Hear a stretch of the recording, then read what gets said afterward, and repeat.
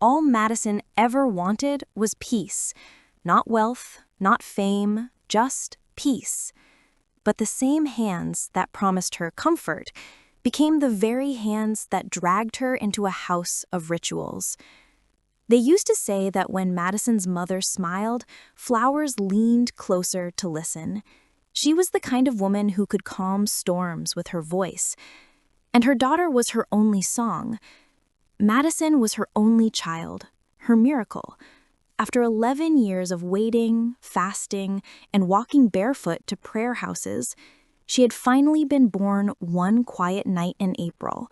Her mother named her Madison because she wanted her child to be untouched by the world's wickedness. Their life in the village was simple but full. Her mother sold fried bean cakes at the roadside stall beside the stream, and every evening, little Madison would sit nearby counting coins, humming, and asking endless questions about life. Her father, a carpenter, would return home smelling of sawdust and sweat, calling out, "My two queens." The small house was filled with laughter, prayers, and the smell of love made humble. But peace has a fragile heartbeat. It takes only one misfortune to silence it. One Harmattan night, while the village slept, a spark from their kerosene lamp caught a curtain. By morning, everything that once held warmth had turned to ash. Madison survived, found unconscious by neighbors near the doorway, her mother's arms still wrapped around her body as if trying to shield her from the flames. Her father didn't make it either. The villagers whispered that the gods had been cruel that night, but none felt the cruelty like the little girl who woke up to an empty world. When the burial was over and pity began to fade, a woman arrived from the city, Aunt Patricia, her late father's cousin. She wore heavy perfume and gold bangles that sang whenever she moved. She hugged Madison too tightly, promising to take her to a better life. The child followed, clutching her small bag, unaware that love could also wear masks. In the city, things changed. Aunt Patricia owned a popular roadside restaurant, the kind that was never empty. Men came for pepper soup and laughter. Some left with more than that. She had 6 salesgirls who dressed too brightly and laughed too loudly. They feared her, but they feared hunger more. Madison was different. Her beauty was quiet, almost unintentional. Her eyes carried the softness of her late mother, and her smile reminded people of kindness they had forgotten existed. Aunt Patricia didn't like that softness. "You're too slow," she would bark. "Men don't like dull girls. Shine a little." But Madison wasn't dull. She was only broken and still learning how to breathe without her mother's lullabies.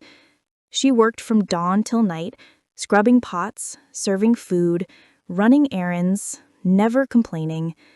Every night when others slept, she would sit by the small window of her shared room, staring at the stars and whispering, "Mama, if you can see me, I'm trying.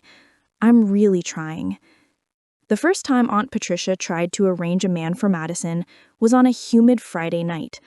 The restaurant was crowded, music spilling from a tiny radio and the scent of pepper soup thick in the air. A man in a white shirt sat alone at a corner table. One of those customers who came late, watched everything, and spoke little. "Go serve him yourself," Aunt Patricia said, pressing a tray into Madison's hands. "Smile, make him feel welcome." Madison blinked. "Welcome how?" Patricia frowned. "Don't act naive. Some customers come for more than food." Madison went anyway, served quietly, and left before the man could speak. That night, she earned a slap. After that, the pressure grew. Patricia whispered that innocence was useless in the city. She sent Madison to deliver food to men in hotel rooms, to sit and chat with them while they ate. But Madison always found a way to escape, pretending to be sick or trading duties with another girl. Patricia noticed, and she didn't like disobedience. One night, after everyone had gone to bed, she came into the small room where Madison slept. "You think you're better than the others?" she hissed. "I feed you, I clothe you, yet you embarrass me." Madison sat up, her voice calm. "I'm grateful, Auntie, but my mother taught me better." Patricia laughed, cold and bitter. "Your mother didn't teach you how to survive?" From then on, she punished her.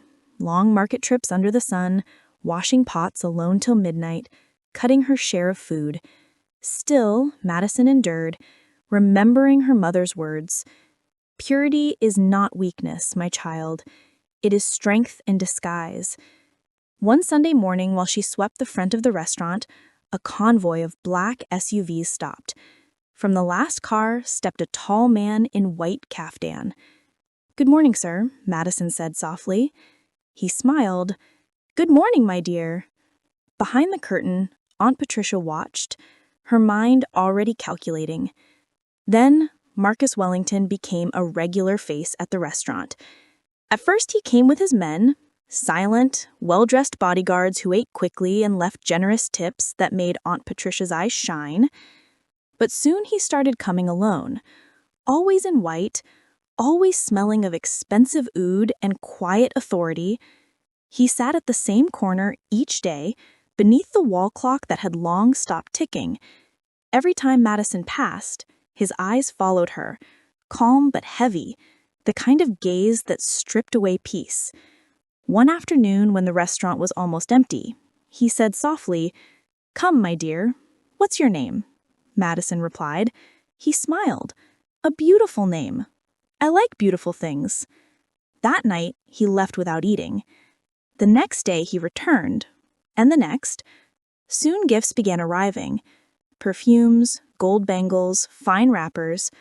Aunt Patricia kept them all, saying, "I'll hold them for you till the right time." But the right time never came. When Madison refused to show interest, Patricia's patience snapped. "Do you know how many girls would thank God for this?" she hissed. "You better want him before you make me your enemy." From then on, Patricia played her game.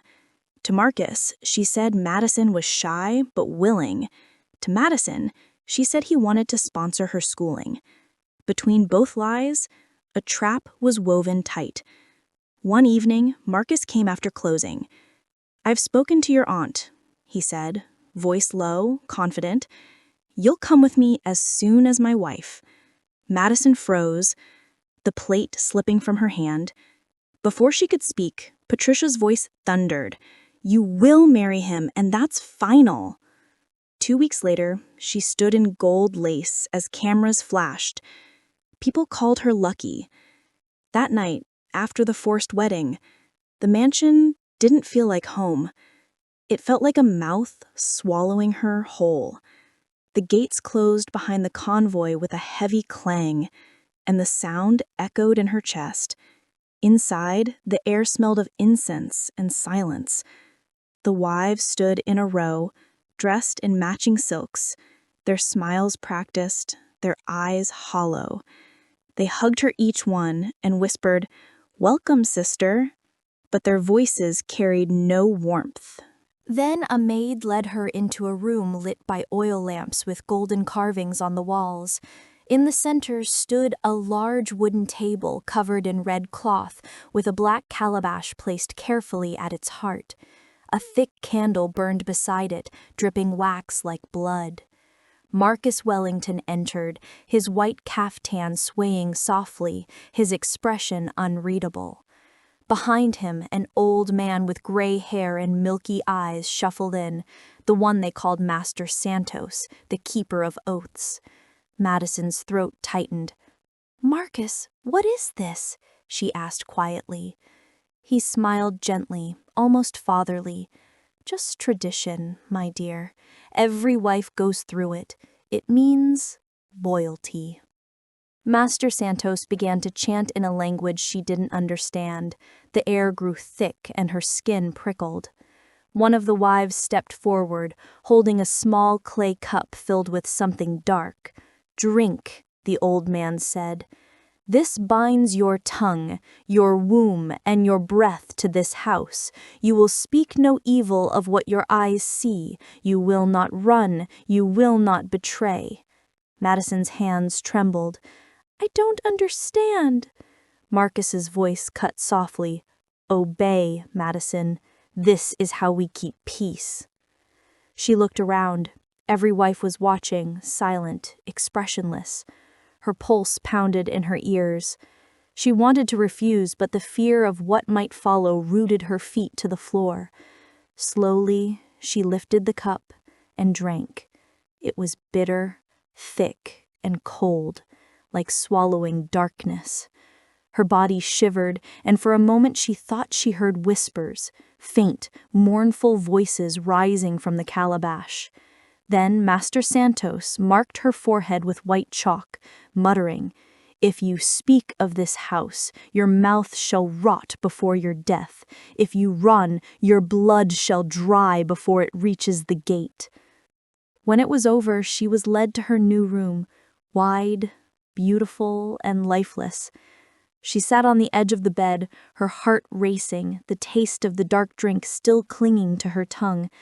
Outside the mansion slept under the moon's watchful eye, but inside her, something had already broken, the last piece of freedom she ever owned. The first month in Marcus Wellington's mansion moved like a shadow, quiet, long, and watchful. Every morning the wives dressed in white. They smiled through breakfast, spoke softly, and called each other sister, but their eyes never smiled. At night they locked their doors before sleeping. Then came the last Saturday of the month. The air that morning was strange, too still, too quiet. The cooks didn't sing as they worked. The maids moved quickly, heads down. By noon, the wives began to gather in the inner hall. Each wore a wrapper of plain white cloth and nothing else. Madison tried to ask what was happening, but one of the wives, the eldest, called Rebecca, only said softly, "Don't fight it. It's cleansing day." "Cleansing?" Rebecca looked away. "You'll see." The room smelled of incense and something sour. Marcus appeared, dressed in black this time. Behind him came Daniel, the tall guard who never spoke, carrying a whip wrapped in red cloth. One by one, the wives knelt. The first lash fell, a sharp crack that sliced the air. No one screamed. They only flinched, bit their lips, and waited for the next. By the time it reached Madison, her whole body was trembling. "Raise your wrapper," Daniel said. She froze. Marcus's calm voice followed. "Obedience is the price of peace." When the whip landed, pain bloomed through her back like fire. The second stroke took her breath. By the third, tears streamed down her face silently. When it was over, Marcus whispered a prayer of purity and walked away, leaving the wives to bleed quietly on the cold marble floor. That night, Madison lay awake, her body burning, her heart broken. And for the first time she realized this house wasn't a home, it was an altar. By the second month of her marriage, Madison was still untouched. Every night Marcus Wellington would visit briefly, asking if she prayed, if she ate, if she felt settled. His words were gentle, but his eyes were like closed doors. He had promised not to touch her until 6 months were complete. After all, her rituals. It didn't comfort her. It frightened her. So she prayed morning and night with trembling lips. "God, if this house is a test, please don't let me fail. Don't let me vanish here." Then one night, Daniel, the guard, came knocking. "Marcus says you should prepare," he said. "There's a special blessing tonight."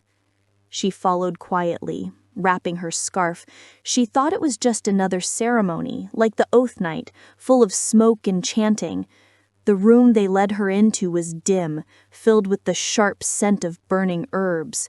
Symbols were drawn on the floor with white chalk, and a single candle flickered near a steaming black pot. Marcus stood beside Master Santos, the old man with milky eyes. His smile didn't reach his face. "Sit, my dear," he said softly. "This is for your protection. After tonight, your spirit will be sealed and nothing evil will touch you." Madison sat. Her heart beat hard. She glanced at the pot. Thick smoke curled up, carrying a bitter smell that stung her eyes. Master Santos began to chant, his voice deep, ancient.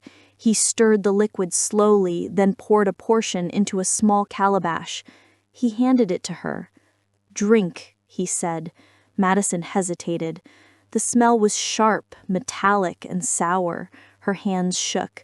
The cup slipped. It hit the floor, spilling dark liquid across the tiles. The old man stopped chanting. Marcus's smile vanished. He slammed his hand against the wall and stormed out, his footsteps echoing down the corridor.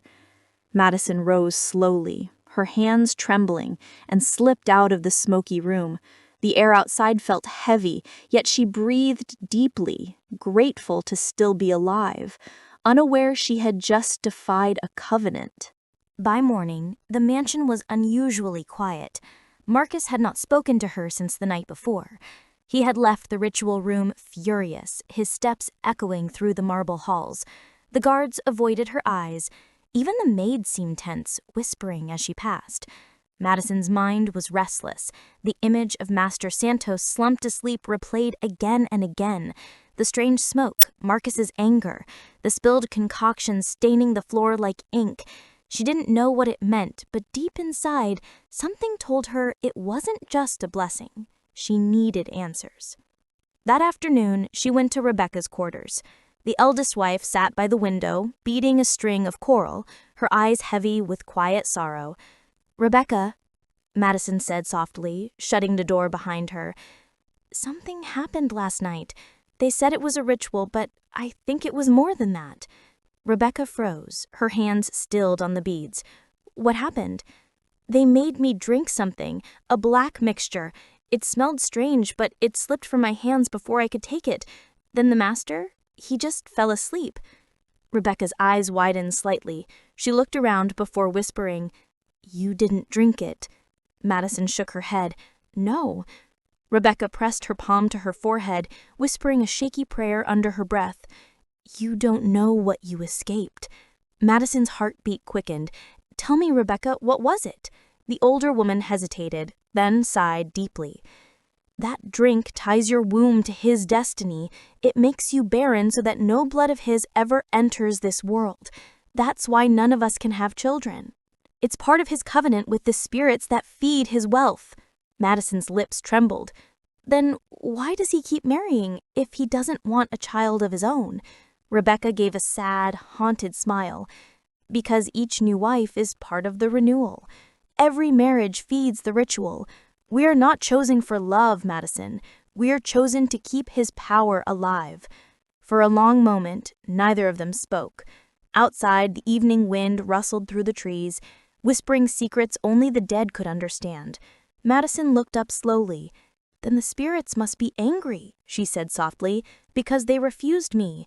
Rebecca's face went pale. "Then, child, you are in greater danger than you think." Madison didn't sleep that night. Her mind replayed Rebecca's words over and over. That drink ties your womb to his destiny. She felt trapped inside a story she didn't understand, one where every smile was fake and every secret alive. The next morning, she went back to Rebecca's room. The older woman was sitting by the mirror, combing her graying hair. Madison stood quietly for a moment before whispering, "Rebecca, yesterday you said none of you can have children. Then the babies I see in pictures, the ones they post online, who are they?" Rebecca's hand froze. Slowly, she set down the comb. "You've seen them?" "Yes," Madison said softly. "I saw the pictures on the wall, you all carrying babies, smiling. Are they not yours?" Rebecca sighed. Her voice came out tired, almost broken. "No, my dear, none of those children belong to us. They are adopted, all of them, every single one." Madison frowned, confused. "Adopted? Then why do you all pretend to be pregnant?" "Because the world must believe Marcus is blessed," Rebecca said bitterly. "Each time a new adoption is arranged, one of us must act pregnant. We wear padding under our clothes, pose for pictures, and hold our stomachs as if we're expecting. When the baby finally arrives, we announce that it's ours. It keeps the illusion alive, the image of a perfect home, a fruitful man, a favored husband. Madison's throat tightened. "Then why do you all agree to this?" Rebecca laughed weakly. "Do you think we had a choice? Once your womb is sealed, pretending is all that's left." She looked at Madison then, eyes glistening with pity. "That's why he was furious when you spilled the drink. You broke a covenant you didn't even know existed. To him, you are incomplete, untamed.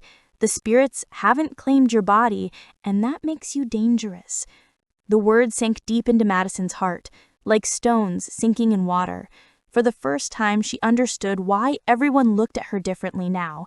The whispers, the glances, they weren't jealous, they were afraid.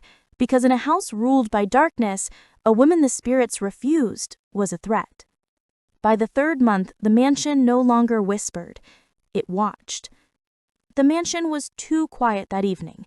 Even the walls seemed to hold their breath. When Daniel came to her door and said, "Marcus wants to see you," Madison's chest tightened. She had learned that nothing good followed those words. She walked through the long corridor, her slippers whispering against the marble floor.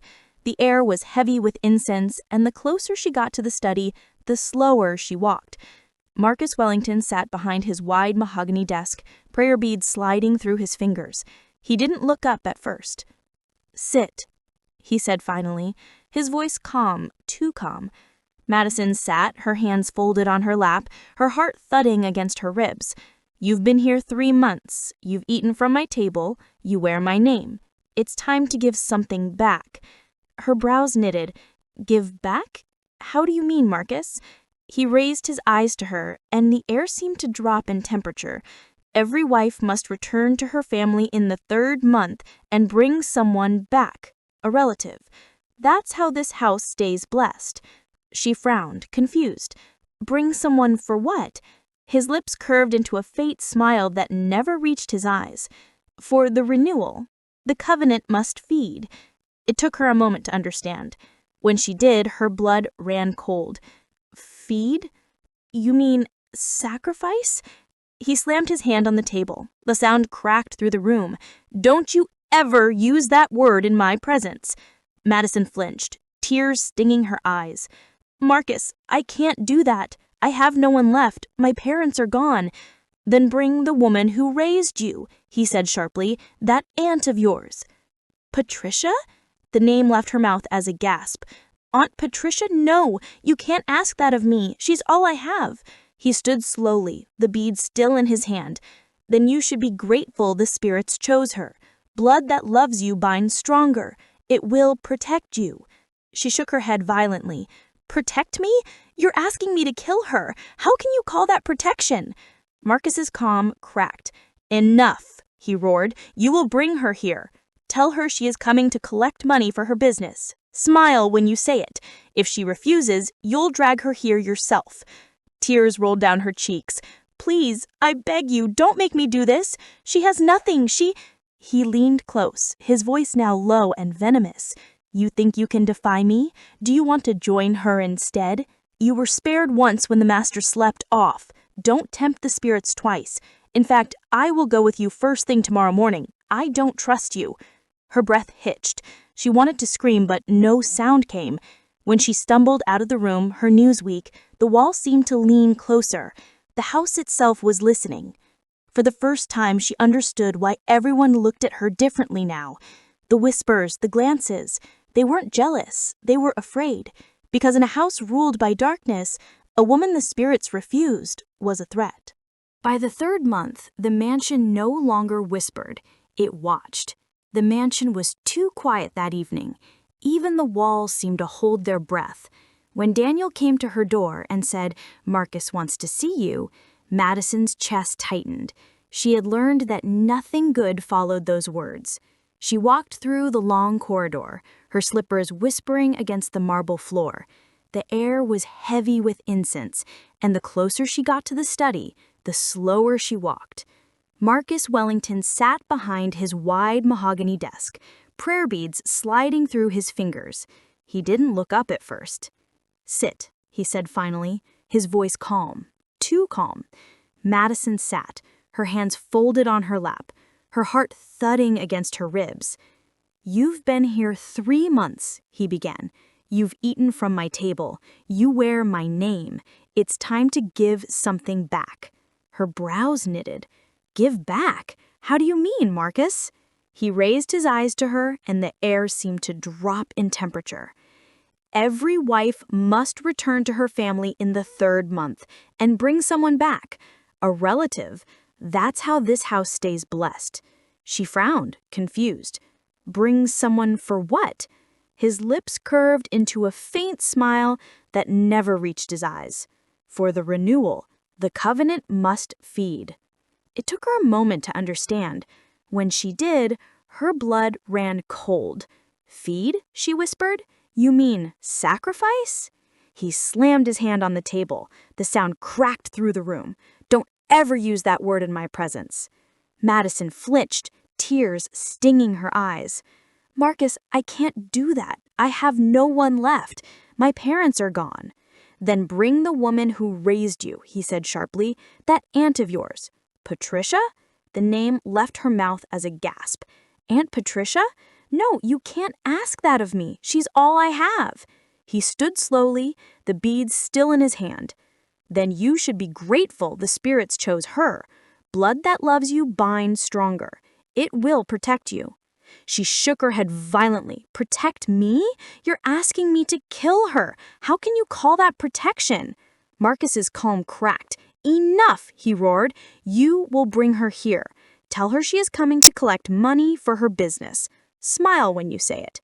If she refuses, you'll drag her here yourself." Tears rolled down Madison's cheeks. "Please, I beg you, don't make me do this. She has nothing. He leaned close, his voice now low and venomous. "You think you can define me? Do you want to join her instead? You were spared once when the master slept off. Don't tempt the spirits twice. In fact, I will go with you first thing tomorrow morning. I don't trust you." Her breath hitched. She wanted to scream, but no sound came. When she stumbled out of the room, her knees weak, the walls seemed to lean closer. The house itself was listening.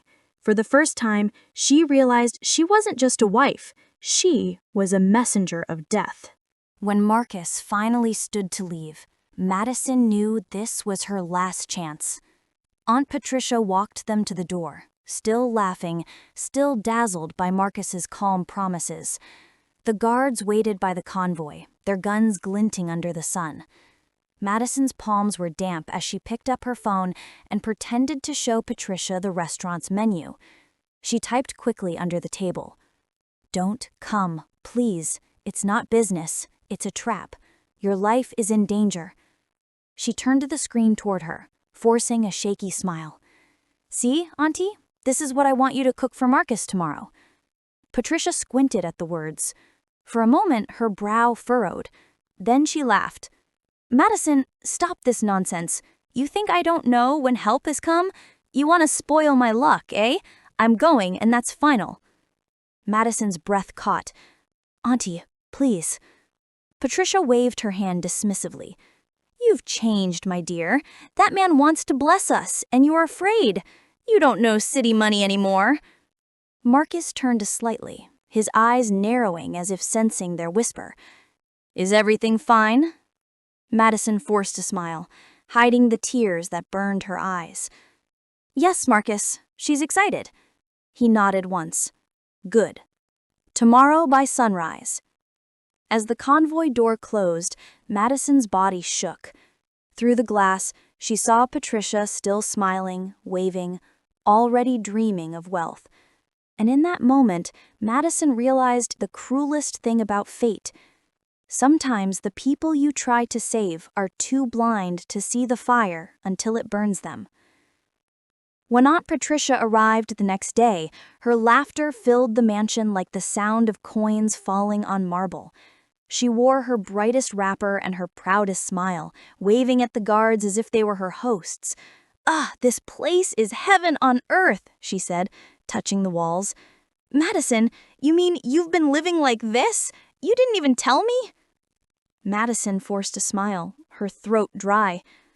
"Auntie, please," she whispered, but Patricia waved her off. "All this fear in your face," she teased.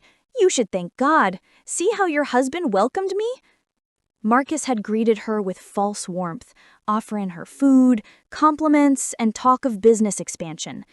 By evening, the mansion was dim, only lit by soft candles. When 2 guards came for them, Patricia didn't hesitate. "They're calling us for the signing, right?" she said excitedly, adjusting her wrapper. Madison's heart was heavy. She followed behind her aunt as they were led down the long corridor, one she had never seen before, to a door carved with strange symbols. Inside, the air was thick with incense and the faint hum of chanting. Patricia frowned. "Madison, what kind of business is this?" Marcus entered, his white robe gleaming under the candlelight. His voice was calm but terrifyingly certain. "It is not business, Miss Patricia. It is honor. You have been chosen." Patricia's smile faltered. "Chosen for what?" Before Madison could answer, Daniel grabbed her aunt's wrists. Patricia screamed. The guards held her as Master Santos began to chant. Madison's world spun. Her aunt's voice tore through the air. "Madison, you knew! You brought me here!" "No, I tried to tell you. I swear I tried." Patricia struggled, but the guards were stronger.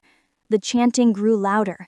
The candles flickered wildly, and the bowl of smoke thickened until the room blurred. Madison couldn't take it anymore. Her body trembled, her heart breaking in her chest. She dropped to her knees and lifted her hands, tears spilling freely. "God of heaven," she cried, her voice shaking, but loud enough to pierce the chants. "If you are real, if you ever see the tears of the innocent, come now. Don't let evil win again." Her voice cracked, but she didn't stop. "Let every tongue raised against your name be silenced. Let every power that feeds on blood be destroyed." The guards froze. Master Santos stuttered. The smoke thickened, swirling around her like a storm. From outside the hall, Rebecca heard the cry, desperate, raw, different from the fearful silence that had ruled the house for years. She dropped the pot she was carrying and ran. Jennifer followed, then the others. They burst through the doors just as Madison's voice rose again. "Father, let your light strike every darkness in this house," she screamed. "Break every chain. Set us free." The wives fell to their knees beside her, wailing, praying, shouting.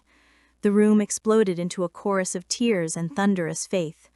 Rebecca cried out, "No more pain, Lord. No more beating. No more lies."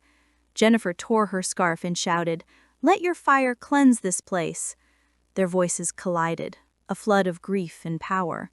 The ground shook, candles exploded one by one, their flames dying in bursts of smoke. Master Santos dropped his staff and covered his ears, screaming. Marcus roared, "Stop them! Silence them!" But the guards couldn't move. The air itself had turned heavy, the kind that pins evil down. Madison's voice rose higher, trembling but fierce. "Blind every wicked eye that has watched us suffer. Let no man who feeds on pain ever see the light again." There was a flash, sudden, white, blinding. Marcus screamed, clutching his face, his beads scattered across the floor. My eyes, he howled, stumbling backward. The wives gasped, still praying, still crying, their voices echoing like thunder through the mansion. The room that once drank blood now trembled under the sound of deliverance. And as Marcus fell to his knees, blind and broken, the house finally fell silent, the kind of silence that comes after chains have been broken. By morning, the mansion was a grave of whispers. Smoke still drifted through the corridors. The wives sat together in the main hall, their white wrappers stained with ash and tears. Marcus Wellington sat slumped in a chair, his eyes open but empty, blind, vacant, his lips mumbling to shadows only he could see. The once feared man had turned into a shell of madness. Aunt Patricia sat beside Madison, her face pale and streaked with dried tears. The proud sparkle that once lived in her eyes was gone. When she finally spoke, her voice broke. "Madison, my child, forgive me." Madison turned slowly, her eyes swollen. Patricia clasped her hands. "I pushed you into this marriage. I thought I was helping you. I was greedy. I saw money, not the monster behind it. I didn't listen when you said no." Tears streamed down her cheeks. If not for your prayers, I would have died last night. You saved me, after everything I did to you." Madison shook her head weakly. "No, Auntie. God saved us both." Patricia sobbed harder. "I was blind before he became blind. I'm so sorry, my daughter. I thought wealth meant safety." Before Madison could answer, Rebecca stood. "The world must know," she said, voice trembling but firm. "We can't hide anymore." By noon, the gates of the mansion were thrown open. The wives called the press. Cameras, microphones, reporters filled the courtyard. They spoke through tears and scars, revealing everything: the rituals, the beatings, the tied wombs, the fake pregnancies, the sacrifices. When the news aired that night, the story spread like wildfire. The wives of darkness, the mansion where women were sacrificed. Across the nation, outrage burned. Investigators came. The mansion was sealed. And Marcus Wellington, once the man whose name made others bow, now sat rocking in the corner, drooling, whispering names that no longer existed. Aunt Patricia and Madison left the house hand in hand. As they reached the gate, Patricia turned to her niece, voice trembling. "You were the pure one, Madison. I wanted to make you rich, but God wanted to make you free." Madison looked back at the mansion one last time. The wind lifted the ashes from the roof, scattering them like the remnants of an old curse. And she whispered, "No darkness lives forever, not when one voice dares to pray." Moral lesson: not every promise wrapped in wealth is from God. Aunt Patricia chased comfort and nearly buried her own blood. But when truth spoke through Madison's prayer, even darkness went blind. Remember, the hands that feed you can also lead you to the altar. Discernment saves. Greed destroys. Thank you for watching. Please remember to like, comment, and subscribe.